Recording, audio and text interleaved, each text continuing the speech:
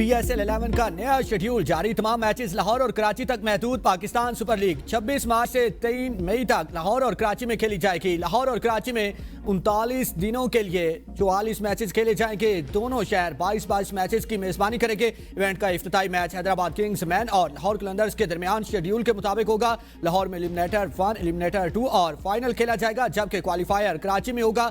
PSL इस बार 5 from home model के तहत मुनक्किद होगी। PSL 5 की बजाय सिर्फ 2 शहरों में होगी। तमाम मैचेस तमाशाइयों के बगैर खेले जाएंगे। इफ्तिताई तकरीब भी मनसूख। चेयरमैन PCB का कहना है कि मुल्तान, पेशावर और रावलपिंडी में मैचेस ना कराने का फैसला किया है। जिन लोगों ने टिकट खरीदे हैं वो वापस कर सकते हैं। सिक्योरिटी खदशात के बाइस स्टेडियम्स में शायकीन के दाखिले पर पाबंदी। अगर दुनिया के हालात नॉर्मल हुए तो PSL का शेड्यूल वापस हो जाएगा। अखराजात कम करने और सिक्योरिटी यकीनी बनाने के लिए इकदाम किए हैं। PCB फ्रेंचाइजीज के नुकसानात कम करने के लिए इकदाम करेगी। मोहसिन नकवी का अगले सीजन में हैदराबाद और मुजफ्फराबाद को शामिल करने का अंदिया।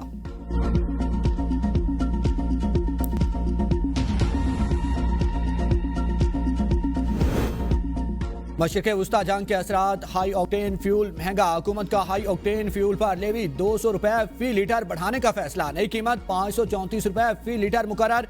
लग्जरी गाड़ियों पर लेवी 300 रुपए फी लीटर मुकर्रर। वज़ीर आज़म शहबाज शरीफ की ज़ेर सदारत वीडियो लिंक इजलास में अहम फैसले। हुकूमत को 9 अरब रुपए माहाना बचत होगी। वज़ीर आज़म की हिदायत के मुताबिक अवाम को इस बचत से रिलीफ दिया जाएगा। फैसले से मईशत पर बोझ कम होगा।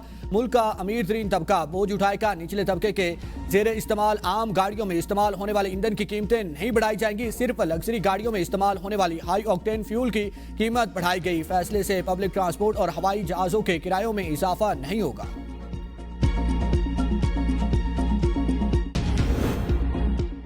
जंग के बाइस पाकिस्तान में तेलो गैस का बहरान पैदा होने का खदशा। वज़ीर खजाना की तस्दीक कहते हैं कि हम सब ने मिलकर मुल्क को बहरान से निकालना है। LPG, पेट्रोल, डीजल की बिलातातुल फराहमी यकीनी बना रहे हैं। अप्रैल तक सप्लाई की सूरत हाल बेहतर रहने की तवक्को है। वज़ीर आज़म की कोशिश है कि अवाम पर कम से कम बोझ डाला जाए। हुकूमत ने पेट्रोलियम मसनूआत पर 69 अरब का बोझ बर्दाश्त किया। दुआ गो हूं कि जंग हालात जल्द अज जल्द खत्म हो जाएं। हो सकता है कि ये सूरत हाल कुछ हफ्तों या महीनों तक बरकरार है। हमारे वसाइल लामहदूद नहीं है। हम टारगेट रिलीफ की तरफ जाएंगे।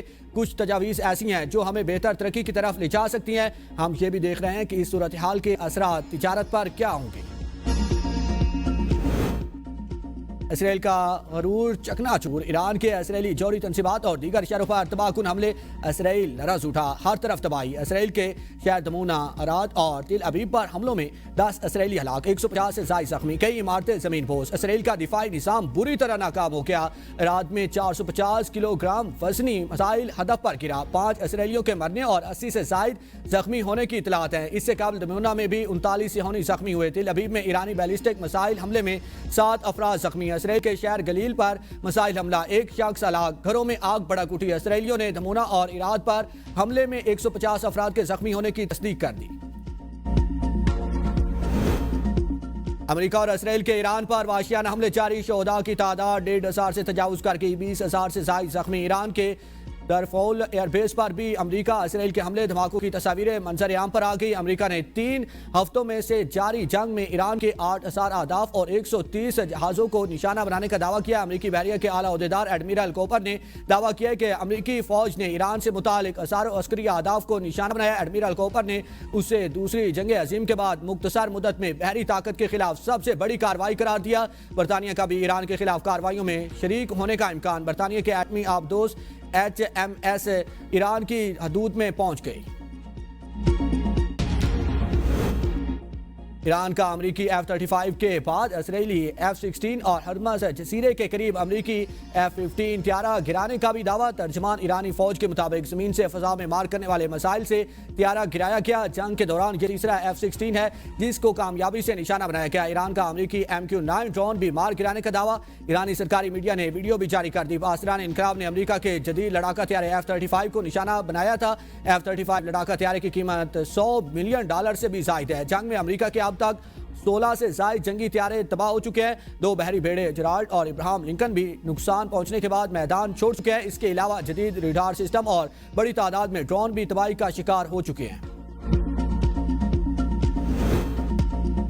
ईरान जंग अमेरिका के लिए गले की हड्डी बानगी, अखराजात में भारी इजाफा। 21 रोजा जंग की मजमूई लागत तकरीबन 27 अरब डॉलर तक पहुंच गई। पेंटागन की ब्रीफिंग के हवाले से सामने आने वाले अदाद-ओ-शुमार के मुताबिक जंग के इब्तदाई 6 दिनों में अमेरिका 11.3 अरब डॉलर से जायद लागत बर्दाश्त करना पड़ी। अदाद-ओ-शुमार के मुताबिक यौमिया अखराजात तकरीबन 1 अरब डॉलर, फी घंटा लागत 4 करोड़ 17 लाख डॉलर, जबकि फी सेकंड लागत तकरीबन 11,600 डॉलर है। माहिरीन के मुताबिक जैसे जैसे जंग तूल पकड़ेगी मजमूई लागत में मजीद इजाफा होगा। आवाम का ईद का तीसरा रोज भी भरपूर गुजारने का प्लान, सैर सपाटों और दावतों का एहतमाम। यौम पाकिस्तान के बाइस एक और छुट्टी मिल गई।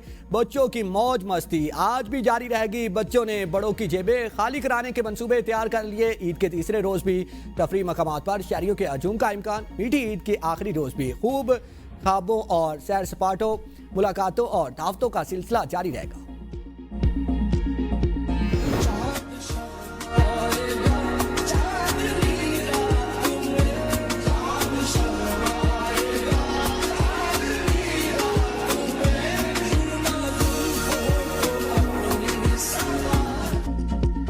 पाकिस्तानी फिल्मी सितारों की रंगीन ईद, मदाओं के साथ खुशियां शेयर। सबा कमर, सजल अली, हमजा अब्बासी, माया अली, हिना अफरीदी, रहमानी, गना मीर, हिना अल्ताफ, दानिश तैमूर, यशमा अकील, अमाद वसीम और रुहा नदीम ने अपनी ईद की मसरूफियात से सोशल मीडिया सार्फिन को आगाह रखा। फनकारों और शोबिस से वाबस्ता खवातीन व हज़रात ने अपने अपने तरीके से ईद मनाई।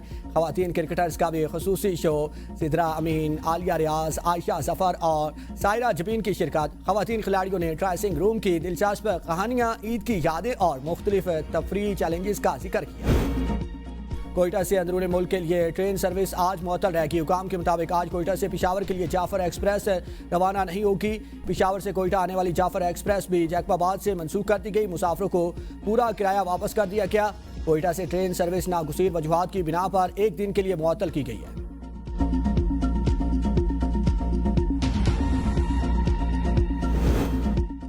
निगहबान रमजान पैकेज के तहत 2.5 करोड़ अफराद को इमदादी रकूम पहुंचाएगी। वज़ीर आला पंजाब मरियम नवाज कहती हैं, सूबे में निगहबान रमजान पैकेज 2026 के तहत अवामी खिदमत का नया रिकॉर्ड कायम किया गया और खुशी के इन लम्हात में किसी को तनहा ना छोड़ने का अहद पूरा किया है और अल्लाह ताला का शुक्रिया अदा करती हूँ। पहली बार मरतबा आवाम को इज़्ज़त व एहतराम के साथ उनकी दहलीज पर इमदादी रकूम पहुँचाई गई। मरियम को बताएं, प्रोग्राम के तहत 45,000 खानदानों को 10,000 रुपये दिए गए। सूबे भर में 40 लाख रोजेदारों ने 422 निगहबान दस्तरखानों पर इफ्तार किया। 75 रमजान बाजारों में रोजाना 5.5 लाख से जायद शहरियों ने खरीदारी की।